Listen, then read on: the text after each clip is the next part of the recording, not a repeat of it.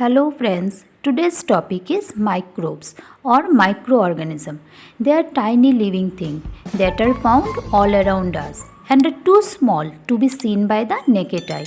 They live in water, soil and air.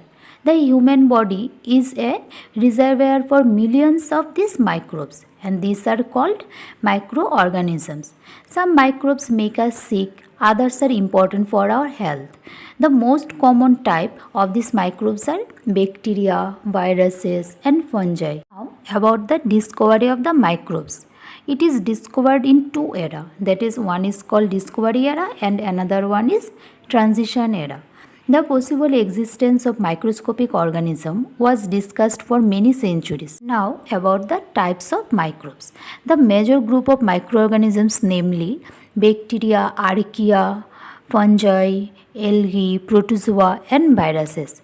But in a broad spectrum it was divided into three groups, that is bacteria, archaea and eukarya. Now let's discuss about this bacteria, archaea, eukarya one by one. Now about archaea. These archaea constitute a domain of single-celled organism. These microorganisms lack cell nuclei and are therefore called prokaryotes. Archaea are initially classified as bacteria, receiving the same archaea bacteria, but this term has fallen out of use. Archaeal cells have unique properties which separates them from other two domains, that is bacteria and eukarya. Archaea and bacteria are generally similar in size and shape, although a few archaea have a very different shape, such as it may be flat or square.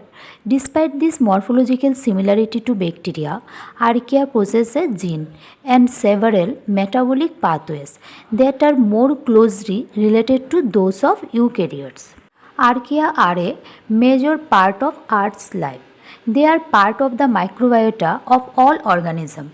In human microbiome, they are important in the gut, mouth and skin. Their morphological, metabolic and geographical diversity permits them to play multiple ecological roles in carbon fixation, carbon cycling, organic compound, and it also maintains microbial symbiotic relation.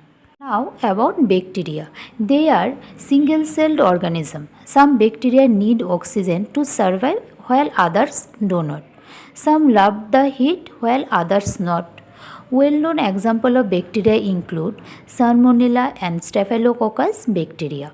Most bacteria are not dangerous for humans, but many are dangerous. Less than 1% of all bacteria are responsible for disease, but this is just a rough estimate because there is no exact number of bacteria. Bacteria are a type of biological cell. They constitute a large domain of prokaryotic organisms.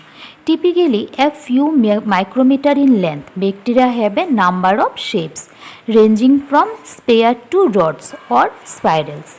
Bacteria are among the first life forms to appear on Earth and are present in most of its habitats. In humans and other animals, the largest number of bacteria exist in guts and a large number on skin. Next is about viruses, which are microscopic particles made up of nucleic acid, proteins and sometimes lipids. Viruses cannot reproduce on their own. Instead, they reproduce by infecting other cells and by hijacking host cellular machinery. Viruses specialize to infect a certain host and often a specific cell type within that host. Since the ability to reproduce is often listed as a requirement for life, some consider viruses to be non-living. Regardless, viruses are an important part of all ecosystem, including the human body. Next is about fungi or fungus in singular form. It is a member of the group of eukaryotic organisms that includes microorganisms such as yeast and mold, as well as the more familiar mushroom. These are mainly classified into four groups. They have five main characteristics, that is, they are eukaryotic by nature, non-vascular, non-motile and heterotrophic organisms. They may be unicellular or filamentous. They reproduce by the means of spores. They exhibit the phenomena of altering the generation. They lack chlorophyll and hence cannot perform photosynthesis. Next is about protist. It is a member of eukaryotic or group. The protists are most commonly unicellular and microscopic.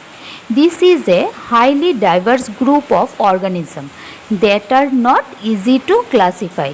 Several algae species are multicellular protists and slime molds have been unique for life cycle that involve switching between unicellular, colonial and multicellular form. The number of species of protists is unknown since only a small proportion has been identified. Protist diversity is high in ocean, deep banks, river sediments and an acidic river. So suggesting that many eukaryotic microbial communities may yet to be discovered. So this is all for today. Thank you for watching this video.